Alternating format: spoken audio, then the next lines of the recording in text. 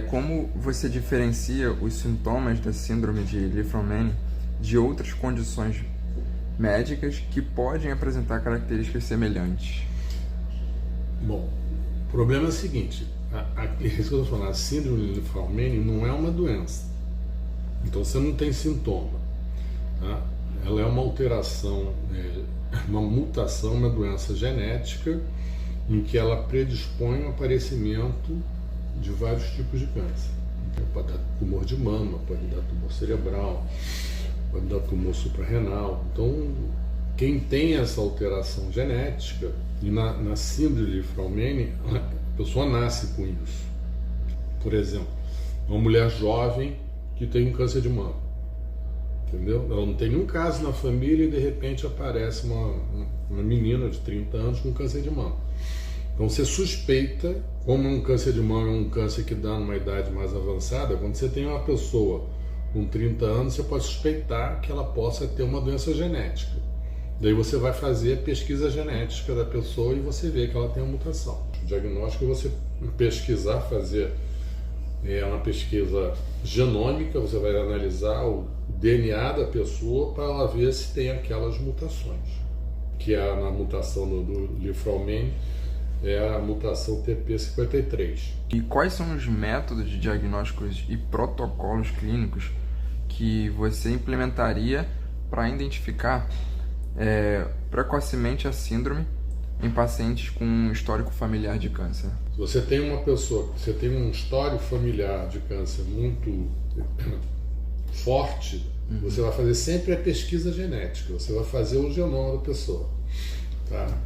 Hoje em dia é o termo que a gente chama de Next Generation. É uma análise, você pegar o DNA da pessoa e você ver se os genes se tem alguma mutação.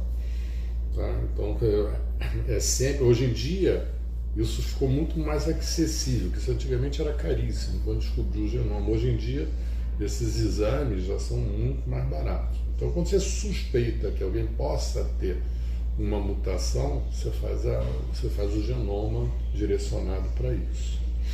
Tá? Então, o diagnóstico é sempre feito por análise genômica. Quais são os tratamentos que podem ser utilizados? Assim? Quer dizer, o tratamento você não vai... Quando você tem uma alteração genética, você não corrige a alteração genética. Você tem alguns protocolos para que, na realidade, o objetivo é você fazer o diagnóstico precoce da doença. Não existe tratamento para Li-Fraumeni. Tem algumas coisas, os cuidados que você tem que ter, cuidados que as pessoas têm que tomar para você evitar ter uma vida, entre aspas, saudável. Tá? E as outras coisas de fazer são os exames que a gente chama preventivos. Você, de repente, você baixa a faixa etária que você começa a fazer esses exames. Há uma chance de aumentar a expectativa de vida do indivíduo diagnosticado com a síndrome? Sim. Se você coloca aquele paciente que tem aquela mutação nos protocolos de exames preventivos, você consegue fazer um diagnóstico precoce do câncer, onde que o índice de cura é muito grande. As recomendações de vigilância médica para os indivíduos diagnosticados com a síndrome de Li-Fraumeni? Primeira coisa que você tem que ter é ter uma história, ter um contato, você fazer uma história que a gente chama de história patológica pregressa, você vê se tem uma história familiar importante de câncer. Então isso é uma coisa, uma das primeiras coisas, é você ter um acesso a uma história familiar. Tá? Então você vê se outros membros na família, pais, irmãos, avós, se tem uma incidência alta de câncer, você já acende aquela luzinha que pode ter uma doença genética. Então você começa a fazer o teste genético para ver se realmente você tem isso e aí você segue os protocolos do diagnóstico precoce. Explica um pouco pra gente o que acontece no organismo após a mutação do gene TP53. Essa proteína é a que a gente chama de proteína supressora de tumor.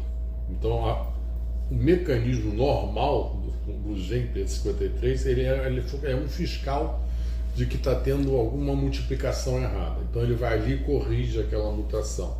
Então, é como se você tirasse esse fiscal. E quando começa a ter as mutações erradas, elas conseguem progredir porque não tem o gene que corrigiria aquela alteração.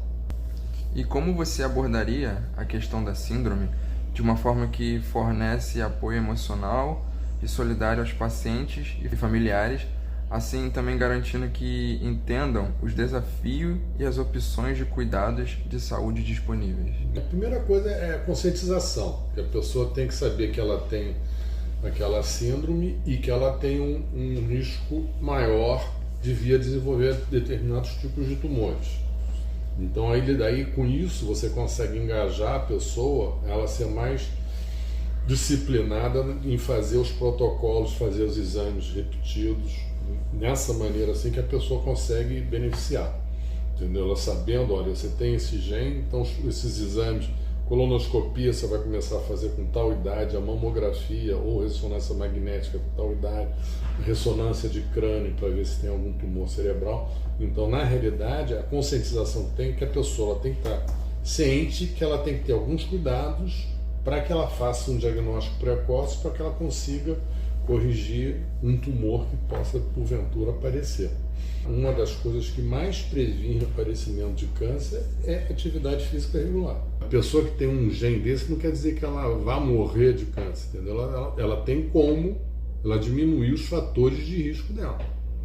Tá? Ela se cuidar, fazer os exames preventivos, ela ter um tipo de alimentação saudável, uma atividade física regular, ela tem como diminuir a incidência dela via desenvolver o câncer. E há a possibilidade de desenvolverem alguma forma de aplicar essa proteína P53 na corrente sanguínea e fazer com que ela chegue nas células? Não. Isso não tem, porque é o gene.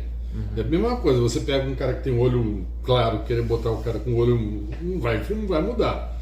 O cara é moreno, ficar louro, não vai mudar. Aquilo já nasceu com ele tem aquela alteração. Tá? Existem coisas, por exemplo, que a gente chama de Li-Fraumeni-like, porque a Li-Fraumeni, propriamente dita, ela é um gene que a pessoa nasce, porque tem as mutações que a gente chama as germinativas, as mutações germinativas, você nasce com o gene. Então você nasce com o olho claro, louro, não sei o quê. E tem as mutações somáticas, são as mutações que ocorrem após. Não tem um problema no gene, você tem uma célula que no meio do caminho ela desvirtua. Então aí se você fizer a análise do genoma da pessoa, ela não tem alteração do P53 no genoma, mas ela pode ter a mutação do P53 nas células malignas. Então é o que a gente chama de mutação somática. É uma mutação que a pessoa adquire já na vida com essas alterações que a gente está falando. Alterações que podem levar a desenvolver câncer. E uma perguntinha extra é que a gente pergunta para você se tem algo relevante para falar, que a gente não tenha perguntado, e caso você tenha também algum paciente com a síndrome, como você desenvolveu o tratamento? Explicar mais sobre o fundo do caso. Mas exatamente isso. Eu tenho vários pacientes, por exemplo, que têm as mutações, em que eles têm ciência que tem a mutação, tá? E, por exemplo, se você tem uma mulher com câncer de mama, por exemplo, Li-Fraumeni pode dar câncer de mama em mulheres com faixa etária jovem. Uma das opções que você tem é você fazer, um caso mais famoso que ficou conhecido é da Angelina Jolie, que ela sendo atriz, tirou as duas mamas. Ela tirou as duas mamas e tirou o ovário, porque a mãe dela tinha um câncer, ela foi fazer o estudo e ela tem uma mutação, uma outra mutação, não é Li-Fraumeni. Mas o que você faz? Ela tirou a mama, tirou o ovário. Esse tipo de mutação dá câncer de mama, câncer de ovário. Então, ela se conscientizou e fez a opção de tirar a mama e tirar o ovário, que diminui a incidência dela vir a ter o câncer. Então, isso para Li-Fraumeni, você tem algumas situações dessa, entendeu? O câncer de mama é uma discussão. Você tem uma mulher que tem uma mutação de Li-Fraumeni, você pode discutir com ela a possibilidade de fazer que a gente chama de uma mastectomia, tirar a mama em uma faixa etária da paciente mais jovem. Bom, essa foi a última pergunta e a gente quer agradecer. Que seja útil para vocês. Quando você tem uma vida saudável, você diminui muito a incidência de tumor. Tá? Você tirando a obesidade, tendo atividade física, tirando cigarro, diminuindo o álcool, tendo uma alimentação balanceada, entendeu? Isso tudo muda de maneira importante. Então, esse é a prevenção. Porque câncer não tem cura. Tá? As pessoas, câncer, ou você previne, aquilo que a gente conversou, vacina para HPV é um grande exemplo, tá?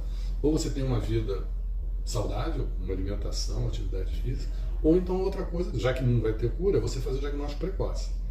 Então são as 3 formas que você diminui, que a gente chama de mortalidade do câncer. E uma vez diagnosticado o câncer, se você diagnosticar no início, hoje em dia, com a mamografia, a situação toda, a grande maioria das mulheres foram curadas. Agora, se não faz, chega numa fase que a doença está avançada, aí o índice de mortalidade é muito grande.